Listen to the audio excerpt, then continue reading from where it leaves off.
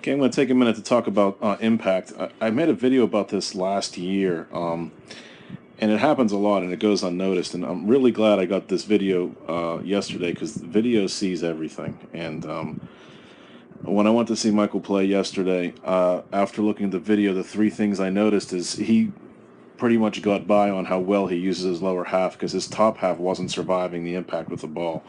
And it's something that I hadn't noticed prior.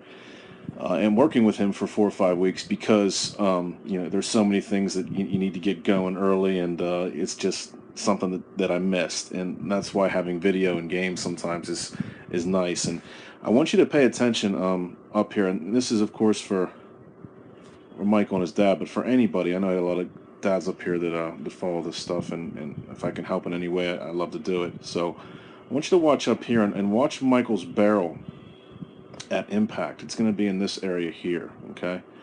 Watch what happens to his barrel when he hits the ball. There's impact, and then watch how his barrel goes down right there and away. That is a product of just not being strong enough in your upper body to survive that collision. Ideally, you want that swing to come around high, especially since the ball was away. Pitches that are away, the follow-through is usually very pronounced and long and high. And Michael's isn't here because once the ball hits his bat, he collapses. So he relied on momentum generated from the ground. Let me clear this up. He picks up his foot very well and slams it into the ground, and that you'll see the dirt fly up in his foot right here.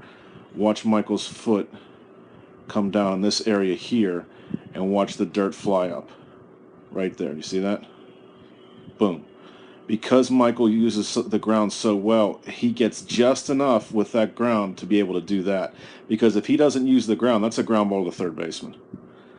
And the difference between the ground ball to third baseman and the ball that was driven to left field like this one was, is his ability to use the lower half. Surviving the upper half collision is what we're on to next. And if he can do that, then instead of just hitting it in front of the left fielder, he'll put it over his head. Okay?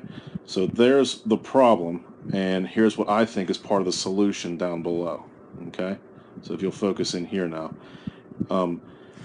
I've taken a 7-ounce plyo ball, and the reason I'm standing up on those buckets is because I'm trying to simulate the plane of the ball that Michael's going to see in a game. This is coach pitch. Usually the dads are taller and they throw it downhill, and I want to make it harder. I want him to try to match planes. I saw about 30 batters in this game yesterday, and they all had the same problem. The ones that were able to match planes with the ball were able to get hits, and the ones that didn't produce ground balls. And what I mean by that is you've got a ball that's coming down, and then we've got swings too often that are also going down. And if the swing is going down, the ball's going down, you've got 1 point to hit the ball, and that's not good.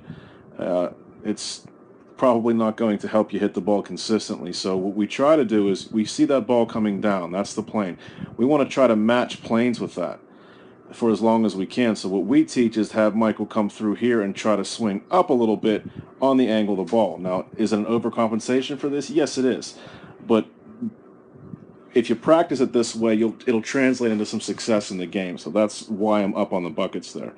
The most important part of this drill is this ball is 7 ounces, okay? And I varied these with him, and he was able to do really well after a while with these. And I want to show you how much different, despite this ball being 2 ounces heavier and me being higher than his dad is here. His dad is the coach and pitching in the orange shorts there.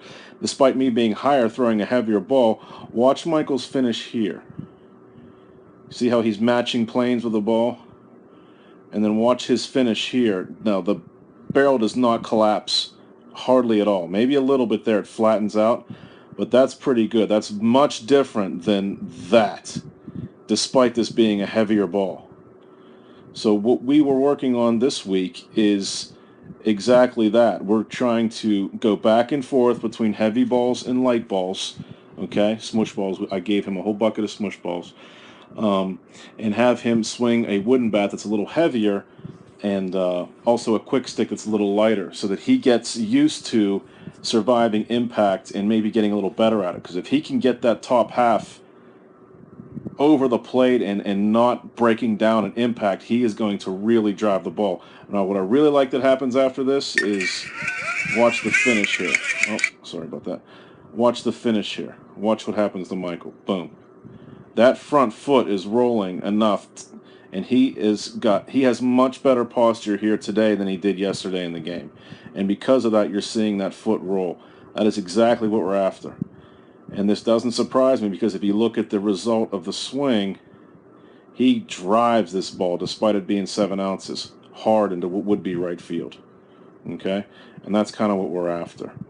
So one of the things I told him to do is just get a couple of old baseballs, dunk them in water, maybe paint them a different color or whatever, so that you know which one's heavy and which one's not. And hit a baseball, hit a heavy ball. Hit a baseball, hit a heavy ball. Use a different size bat. I gave him probably a 26-ounce wooden bat to swing, to get used to these impacts, so that he can survive them and not waste all that great lower half movement he has in the top swing. I'm back on top now. I mean, this is great load. Let's see if I can get this a little lower. Hold on a second. Oh, it's not letting me do anything here. There we go. He has tremendous load here. The shin angle is perfect with his leg lift. If we can just get him to use that lower, I love that dirt flying up right there.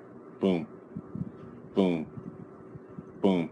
If we can get him to survive that survive that impact and take advantage of that lower half and swing on top.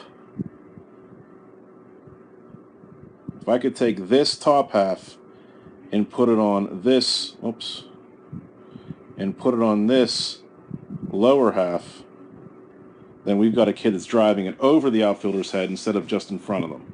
That's the difference, if you can use the top half and the lower half efficiently and together.